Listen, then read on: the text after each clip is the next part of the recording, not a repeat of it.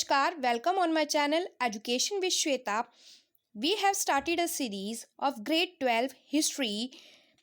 In this series, we will cover theme 9 Kings and Chronicles. Earlier, we have completed 3 videos of this chapter. Today, we will cover the fourth part, the Akbarnama and the Bashahnama.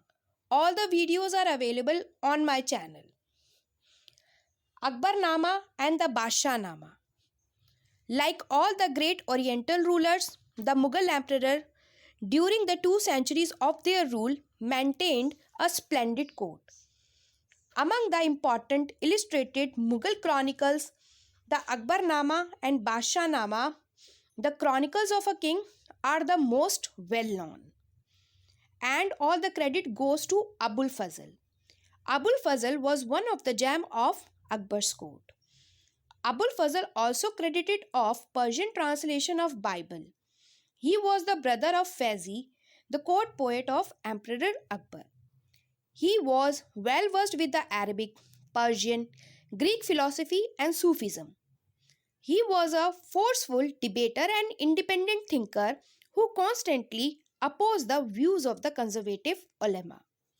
All these qualities impressed Akbar, who found Abul Fazl ideally suited as an advisor and spokesperson for his policies, as Akbar itself being as a supporter of religious tolerance.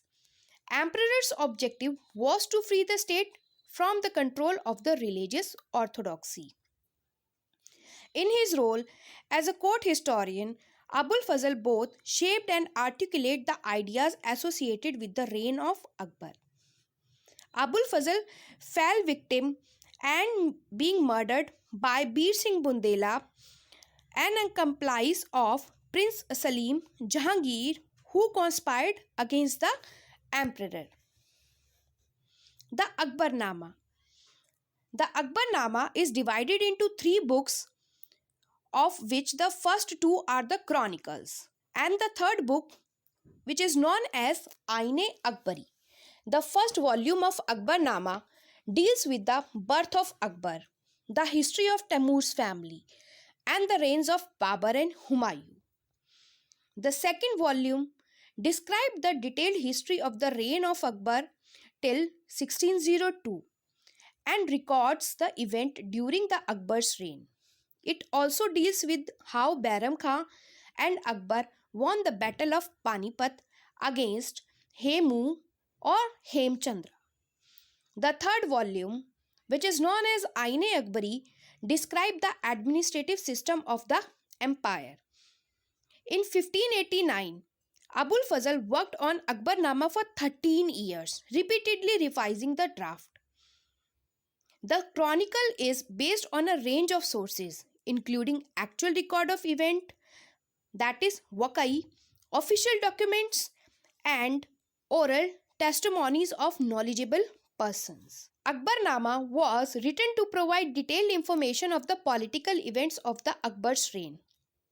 The Akbarnama also provides a detailed description of Akbar's empire, geographic, social, administrative, and cultural without reference to chronology. In the Ain-e-Akbari, the Mughal Empire is presented as having a diverse population consisting of Hindus, Jainas, Buddhists, and Muslims, and a composite culture, because in the time period of Akbar, the subjects are coming from the diverse background. Abul Fazl wrote this in a language that was ornate and which attached importance to diction and rhythms, as all these texts were often read aloud.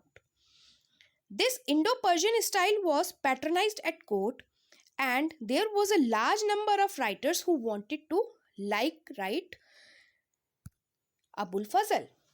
Bashahnama. A pupil of Abul Fazl, Abdul Hamid Lahori, is known as the author of Bashahnama, and he was credited to write the Bashahnama. After hearing the talent of Shah Jahan, commissioned him to write a history of his reign modeled on the Akbarnama. The Bashanama is the official history in the 3 volumes Daftars of 10 lunar years each. Lahori wrote the first and the second Daftar comprising the first 2 decades of the emperor's rule. These volumes were later revised by Sahadullah Khan, Shah Jahan's wazir. Infirmities of old age prevented Lahori from proceeding with the 3rd decade, and which was then chronicled by the historian Waris. It is important to be noted down. During the colonial period, Britishers have also ruled over India. So British administrators started to study Indian history in order to understand the people and their culture so that they can rule accordingly. Sir William Jones founded the Ascetic Society of Bengal and took the task of editing, printing, and translation of many Indian manuscripts to understand our culture far more. The Ascetic Society of Bengal published and edited the versions of Akbar Nama and Basha Nama in the 19th century. The English translation of Akbar Nama was published by Henry Beveridge, but the Basha Nama has not been translated in English completely till date. So, this is how we have covered our topic number 4, Akbar Nama and the Basha Nama. So, in the coming parts, we will cover rest of the chapter. So, stay tuned with us. Do like, subscribe my channel. Thank you.